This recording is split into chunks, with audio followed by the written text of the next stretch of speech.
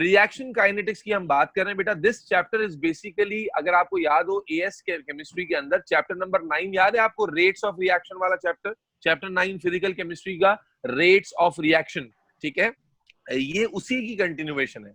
ये चैप्टर जो है वो rates of reaction from as chemistry, as chemistry में आपने रेट्स ऑफ रिएक्शन को जो चैप्टर पढ़ा था ये वहीं से कंटिन्यू हो रहा है। तो इसीलिए इस चैप्टर का जो इनिशियल पार्ट है, उस चैप्टर के, इस चैप्टर के इनिशियल पार्ट के अंदर हम देख रहे हैं कि वही कॉन्सेप्ट दोबारा आ रहे हैं जो आपने चैप्टर 9 एएस में पढ़े थे। तो हम भी, चूंकि आपका फ्लो टूट चुका है, इसलिए हम भी उन्हीं कॉन्सेप्ट से दोबारा शुरू करेंगे। तो सबसे पहले कॉन्सेप्ट है, सबसे पहला जो इस चैप्टर में सीखने का है वो क्या है?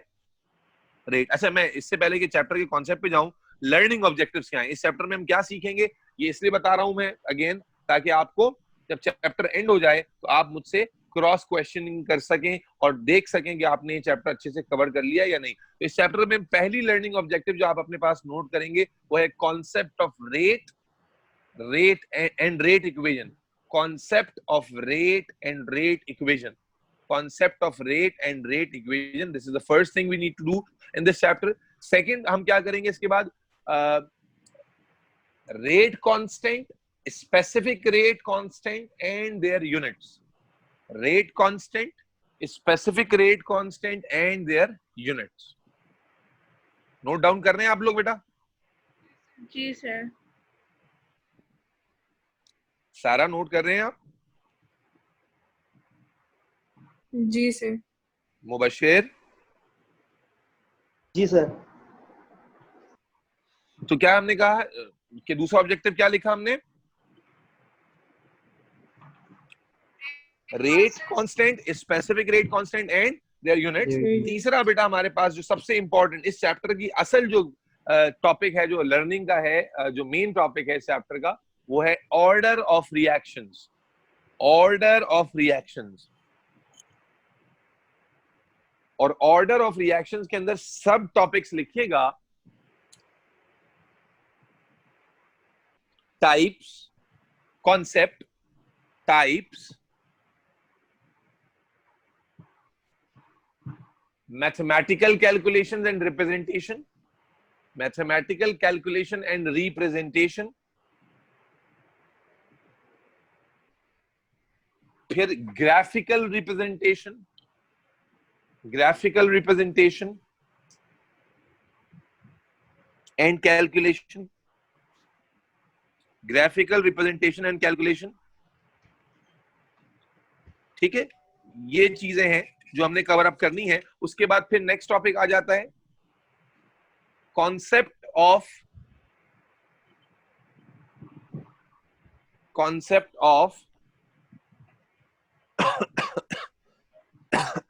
reaction mechanisms, concept of reaction mechanisms and molecularity, concept of reaction mechanisms and molecularity, molecularity।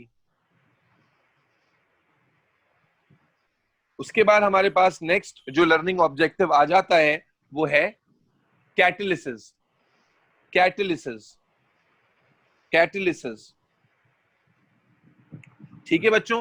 तो आपने ये देखा कि ये लर्निंग ऑब्जेक्टिव्स हैं, आपने नोट डाउन कर लिया है। जब चैप्टर हमारा चलेगा तो जैसे हमने लैटिस के बाद उसको आखिर में रिव्यू किया था कि ये सारी चीजें जो आप कैम्ब्रिज हमें कह रहा है कि हमें आ जानी चाहिए, तो क्या वो आपको आ जाएंगी इस चैप्टर में, हम वो देखेंगे। तो ये लर्निंग ऑब्जेक्टिव्स आपके पास आ गए। Now let's begin the discussion of the chapter, ठीक है जी। सबसे पहले जो कॉन्सेप्ट है जो आप एएस में ऑलरेडी पढ़ चुके हैं, दैट इज ऑफ रेट, कि how we define rate, what is rate.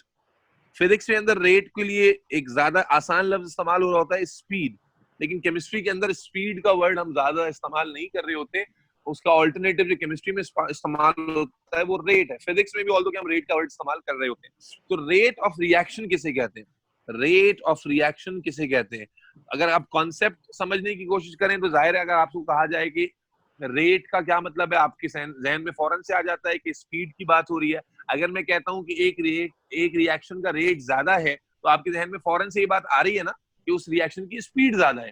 और अगर मैं कहता हूं एक रिएक्शन का रेट कम है या स्लो है तो आप फौरन समझ जाते हैं कि इसकी स्पीड स्लो है। इसका मतलब है back of the mind concept तो रेट का आपके पास पूरा मौजूद है कि ये स्पीड की बात हो रही है, लेकिन डेफिनेटली जब हम थ्योरी पेपर की बात कर रहे हैं, P4 is a theoretical paper, तो वहां पर आपको जब डिफाइन करने को कहा जाएगा तो फिर आप अपना कॉन्सेप्ट नहीं आगे पेलेंगे या फेंकेंगे, आप उसकी प्रॉपर टर्मिनोलॉजी को डिफाइन करेंगे। तो इसलिए हम भी यहाँ पर रेट को प्रॉपरली डिफाइन करते हैं। डिफाइन करने के लिए हम एक सिंपल से रिएक्शन का सहारा लेंगे।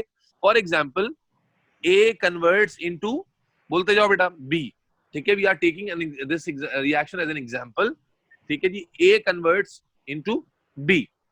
नाउ सारा, अगर मैं आपसे पूछूं बेटा कि अगर मैं आपसे कहता हूं कि A जो है, A वो तेजी के साथ कन्वर्ट हो रहा है B में, A जो है उसकी जो अमाउंट है वो तेजी से कंज्यूम हो रही है पर यूनिट टाइम के लिहाज से, तो इससे आप क्या कंक्लूड करोगे कि रिएक्शन तेज हो रहा है कि स्लो हो रहा है? Rate of reaction is fast. Rate of reaction is fast. इसी तरह मुबशिर, अगर मैं आपसे कहूं, मैं ए के बारे में आपको इंफॉर्मेशन ना दूं, मैं मुबशिर आपसे कहता हूं कि बी जो है प्रोडक्ट जो इस रिएक्शन का है वो बहुत तेजी से फॉर्म हो रहा है, बहुत रैपिडली फॉर्म हो रहा है, बहुत कम टाइम में फॉर्म हो रहा है, तो इससे क्या कंक्लूजन आ रहा है मुबशिर दिमाग में? रेट तेजी से हो रहा है। Rate of reaction is fast और स्लो? स्लो? फास्ट है। तो इसका मतलब है कि आपको ए और बी का जब इंफॉर्मेशन दिया जाता है तो आप रेट ऑफ रिएक्शन को वहां से उसके बारे में स्टेटमेंट कंक्लूड कर लेते हैं। तो बिल्कुल इसी कॉन्सेप्ट को हम इस तरह से डिफाइन करते हैं कि द अमाउंट ऑफ रिएक्टेंट, देखो मैंने एक तरफ से ए के बारे में बात की, बी के बारे में बात की, लेकिन दोनों हाईलाइट सेम ही चीज को कर रहे हैं और दोनों के जरिए हम एक ही चीज की तरफ इशारा कर रहे हैं, वो है रेट। क्या है बेटा? Amount of reactant consumed, amount of reactant consumed, or the amount of product, आप रिएक्टेंट साइड से भी डिफाइन कर सकते हैं और आप प्रोडक्ट साइड से भी डिफाइन कर सकते हैं, एक ही बात है ना। हालांकि असल डिपेंडेंस प्रोडक्ट पे है कि रिएक्टेंट पे है? प्रोडक्ट का जो बनना है वो प्रोडक्ट पे डिपेंड कर रहा है या रिएक्टेंट की कंजम्पशन पे डिपेंड कर रहा है? Reactant. लेकिन हम अब डिफाइन करने के लिए दोनों एंड्स का इस्तेमाल कर सकते हैं, लेकिन हाँ, अगर टू सेंस में बात की जाए तो असल में प्रोडक्ट रिएक्टेंट के ऊपर डिपेंड कर रहा है। तो अमाउंट ऑफ रिएक्टेंट कंज्यूम और the amount of product form per unit time, given time के लिहाज से जो अमाउंट बन रही है per unit time is called rate of reaction.